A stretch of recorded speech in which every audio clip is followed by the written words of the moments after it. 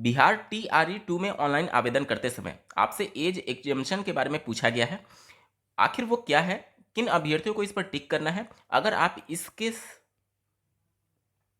बिहार की शिक्षक भर्ती प्रक्रिया में ऑनलाइन आवेदन करते समय मैक्सिमम एज लिमिट क्या है? साथ ही साथ ऑनलाइन आवेदन करते समय एज में एग्जेम्पशन भी दिया गया है, यानी आयु में छूट दी गई है। वह किन अभ्यर्थियों पर लागू होगा? आपके मन में जो भी प्रश्न उठ रहे हैं एज एग्जाम्पशन से लेकर के, सारे प्रश्नों का डिटेल में जवाब ढूंढने की कोशिश करेंगे। अंत तक जरूर जुड़े रहिएगा। नमस्कार दोस्तों, मेरा नाम है नीरज। आप देख रहे हैं कैरियर बिट यूट्यूब चैनल। अगर आप इस चैनल पर पहली बार विजिट कर रहे हैं तो इसको सब्सक्राइब करते हुए बेल आइकन को प्रेस करना ना भूलें।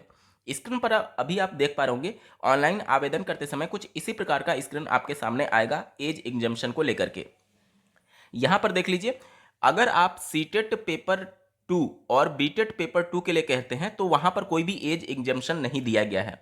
एज एग्जाम्पशन केवल उन्हीं अभ्यर्थियों के लिए दिया गया है जो कि बिहार के स्टेट पेपर 1 और बिहार के स्टेट पेपर 2 में सम्मिलित होने जा रहे हैं। और एज एग्जाम्पशन भी कैसा है, ध्यान से सुनिए। इंग्लिश सब्जेक्ट के लिए, हिंदी सब्जेक्ट के लिए, science, mathematics, social science, Sanskrit, Urdu, इतने सब्जेक्ट के लिए इनको 4 साल का एज में रिलैक्सेशन दिया जा रहा है। ठीक है। और साथ ही साथ 10 साल का एज में रिलैक्सेशन उन अभ्यर्थियों को दिया जाएगा जो कि अरेबिक में, पर्सियन में, बांग्ला में, फिजिकल एजुकेशन में और मैथिली में स्टेट क्वालिफाई किए हुए हैं। ठीक है, तो उनके लिए 10 साल का एज में एग्जाम्पशन होगा। इसी प्रकार से जब आप पीजीटी में अप्लाई करते हैं तो पीजीटी के लिए देखिए, बिहार स्टेट पेपर 2 11-12 और यहाँ पर 4 साल का एज में रिलैक्सेशन उन अभ्यर्थियों को दिया गया है जो कि जूलॉजी में, बॉटनी में, केमिस्ट्री में, मैथ में, फिजिक्स में, इंग्लिश में और मैथिली में आवेदन करते हैं। और 10 साल का एज में एग्जाम्पशन उन अभ्यर्थियों को दिया गया है जो कि इकोनॉमिक्स में, जियोग्राफी में, हिस्ट्री में, होम साइंस में, फिलॉसफी में, पॉलिटिकल साइंस में, साइकोलॉजी में, सोशियोलॉजी में, अरेबिक में, बांग्ला में, भोजपुरी में, हिंदी में, मगही में, पाली में, पर्सियन में, प्राकृत में और संस्कृत या फिर उर्दू में आवेदन करते हैं। तो अगर इन सब्जेक्ट के लिए आप आवेदन कर रहे हैं तो आपको एज में 10 साल का रिलैक्सेशन दिया जाएगा। और अगर आप ऊपर दिए गए सब्जेक्ट में आवेदन कर रहे हैं तो आपको 4 साल का मैक्सिमम एज लिमिट में रिलैक्सेशन दिया जाएगा। देखिए, जैसा कि आपको ज्ञात होगा, एस्टेट बिहार में अंतिम बार 2019 में हुआ था और 2019 में जो हुआ था वो सभी सब्जेक्ट के लिए नहीं हुआ था। तो ऐसे अभ्यर्थी जो 2019 में उस सब्जेक्ट में स्टेट क्वालिफाई नहीं हुए होंगे और इस बार 2023 में क्वालिफाई हुए होंगे, जाहिर सी बात है बिना मौका मिले ही वो ओवर एज हो रहे होंगे। क्योंकि जब तक शिक्षक पात्रता परीक्षा यानी STET माध्यमिक और उच्च माध्यमिक के लिए आप क्वालिफाई नहीं होते हैं, तब तक टीजीटी और पीजीटी में आवेदन करने के लिए पात्र नहीं होते हैं। अब चूंकि राज्य सरकार ने वो शिक्षक पात्रता परीक्षा यानी कि एस्टेट का पेपर का आयोजन ही नहीं किया था उस सब्जेक्ट के लिए 2019 में, तो जब आयोजन नहीं किया तो उससे संबंधित अभ्यर्थियों को मौका ही नहीं मिलेगा आवेदन करने के लिए। इसलिए चूंकि इस बार आवेदन किया गया है 2023 में, इसलिए इन अभ्यर्थियों को 4 साल और 10 साल का रिलैक्सेशन दिया गया है सब्जेक्ट वाइज। अब मान लीजिए कि जो सब्जेक्ट आपका होगा उसी के अनुसार आपको छूट मिलेगा। जो 4 साल वाला मेंशन किया गया उसमें जो सब्जेक्ट मेंशन किया गया, अगर आप उसमें आवेदन करते हैं तो मैक्सिमम एज लिमिट में आपको 4 साल का रिलैक्सेशन मिलेगा। और जो सब्जेक्ट 10 साल वाले में शामिल किया गया है उसमें अगर आप आवेदन करते हैं तो मैक्सिमम एज लिमिट में आपको 10 साल का छूट मिलेगा। देखिए यहाँ पर बातें मेंशन की गई हैं। 7वें नंबर में माध्यमिक माध्यमिक शिक्षक, स्नातक प्रशिक्षक और उच्च माध्यमिक 10+2 स्नातकोत्तर यानी पीजीटी एवं उच्च माध्यमिक विद्यालयों में नियुक्ति हेतु आयु सीमा में छूट। देखिए इसमें साफ तौर पर लिखा गया है, इस नियमावली में प्रवृत्त होने के पूर्व वर्ष 2019 में जिस विषय या विषय समूह में पात्रता परीक्षा नहीं ली गई है, ध्यान से सुनिए, 2019 में जिस विषय का पात्रता परीक्षा नहीं हुआ है उस विनिर्दिष्ट विषय या विषय समूह के पात्रता परीक्षा वर्ष 2023 में होने वाले प्रशिक्षित अभ्यर्थी को इस समव्यवहार में अधिकतम आयु सीमा में 10 वर्ष की छूट दिनांक 1 अगस्त 2023 को आधार मानकर के देय होगी। उक्त विषय के अतिरिक्त जिस विषय या समूह के प्रशिक्षित अभ्यर्थी जो पात्रता वर्ष 2023 में उत्तीर्ण है उन्हें अधिकतम आयु में 4 वर्ष की छूट दी जाएगी। यहां तक क्लियर हो गया।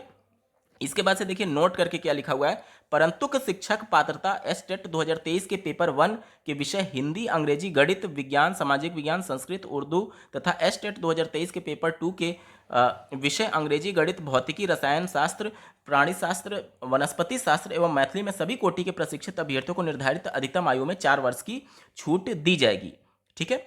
और 1 अगस्त 2023 तक की अवधि में ओवर एज अभ्यर्थियों के लिए देय होगी। तो ये चीज़ें हैं, मतलब कि जो 2019 में पेपर आयोजन नहीं किया गया था उनमें 10 साल का छूट दिया गया है, और बाकी के सब्जेक्ट जो यहाँ पर मेंशन किए गए हैं अधिकतम जो एज लिमिट है उसमें 4 साल की छूट दी गई है। अब मैं समझता हूँ कि ये वाला सेक्शन जो सबके लिए डाउट का विषय बना हुआ था वो क्लियर हो गया होगा।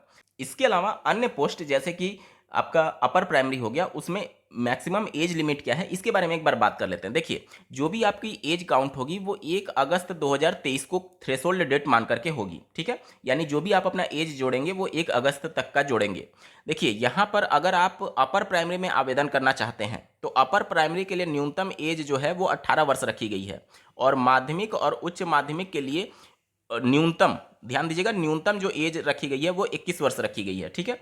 और सभी पदों के लिए यानी मध्य विद्यालय यानी अपर प्राइमरी, टीजीटी यानी कि 9 से 10 और पीजीटी यानी कि 11 से 12 सबके लिए अगर आप एक मेल कैंडिडेट हैं और अनरिजर्व से कैटेगरी से बिलोंग करते हैं तो आपके लिए 37 वर्ष मैक्सिमम एज लिमिट है। तो अदर स्टेट के जितने भी मेल कैंडिडेट हैं उनके लिए मैक्सिमम एज लिमिट 37 वर्ष होगी।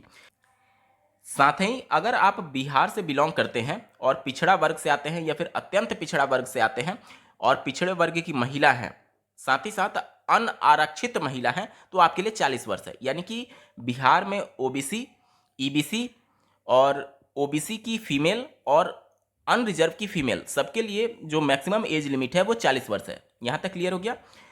यहाँ पर ध्यान देने वाली बात यह है कि अनारक्षित महिला का जिक्र किया गया है। अदर स्टेट की जितनी भी फीमेल होंगी वो अनारक्षित महिला सीट पर ही जाएंगी, तो उस कंडीशन में अदर स्टेट की फीमेल के लिए मैक्सिमम एज लिमिट 40 वर्ष होगा। साथ ही साथ अगर आप बिहार से बिलोंग करते हैं और अनुसूचित जाति और अनुसूचित जनजाति यानी एससी एसटी से आते हैं, चाहे मेल हो या फिर फीमेल हो, आपके लिए मैक्सिमम एज लिमिट 42 वर्ष निर्धारित किया गया है। साथ ही साथ अगर आप प्रिंसिपल पोस्ट के लिए अप्लाई करना चाहते हैं तो उसके लिए आप यहाँ पर एज में क्राइटेरिया देख सकते हैं।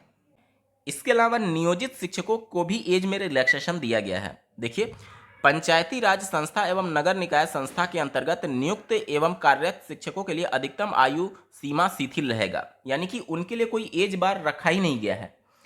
जैसे कि उत्तर प्रदेश में जब भर्ती हुई थी तो शिक्षा मित्रों के लिए कोई भी एज बार नहीं रखा गया था। इसी प्रकार से बिहार में जो नियोजित शिक्षक हैं उनके लिए कोई भी एज बार नहीं रखा गया। अगर उनकी एज 55 साल भी है तो भी वो आवेदन करने के लिए पूरी तरीके से एलिजिबल है, ठीक है। देखिए यहाँ पर क्या मेंशन किया गया है। इसके अलावा बिहार संकल्प के इस दिन के पत्रांक के हिसाब से अधिकतम आयु सीमा के अतिरिक्त दिव्यांग अभ्यर्थियों को, यानी कि जो फिजिकली हैंडीकैप्ड होते हैं, उनको अधिकतम उम्र सीमा में 10 वर्ष की छूट दी गई है। यानी पीएच कैंडिडेट के लिए 10 वर्ष का मैक्सिमम एज लिमिट जो है उसमें रिलैक्सेशन दिया गया है, ठीक है। यहाँ तक क्लियर हो गया।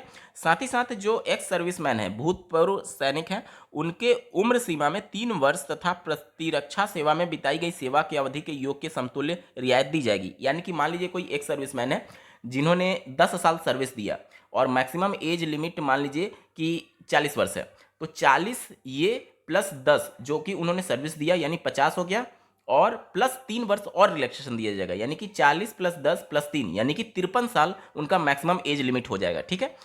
तो जैसे यहाँ पर देखिए, यहाँ पर उदाहरण भी दिया गया है, बशर्ते उनकी वास्तविक उम्र आवेदन की तिथि को 53 वर्ष से अधिक नहीं हो, ठीक है। भूतपूर्व सैनिकों को उम्र सीमा में छूट का दावा करने की स्थिति में तत्संबंधित प्रमाण पत्र जमा करना अनिवार्य होगा, यानी जो भी उनका सर्टिफिकेट होगा एक्स सर्विसमैन होने का प्रमाण पत्र उनको देना होगा। तो ये सभी चीज़ें हैं। उम्मीद करता हूं कि एज से संबंधित जो भी मन में आपके डाउट थे सारे क्लियर हो गए होंगे। बावजूद इसके अगर आपका कोई प्रश्न रह जाता है तो कमेंट के माध्यम से पूछ सकते हैं। इस वीडियो को देखने के लिए आपका बहुत बहुत धन्यवाद। भगवान करे आपका दिन शुभ हो।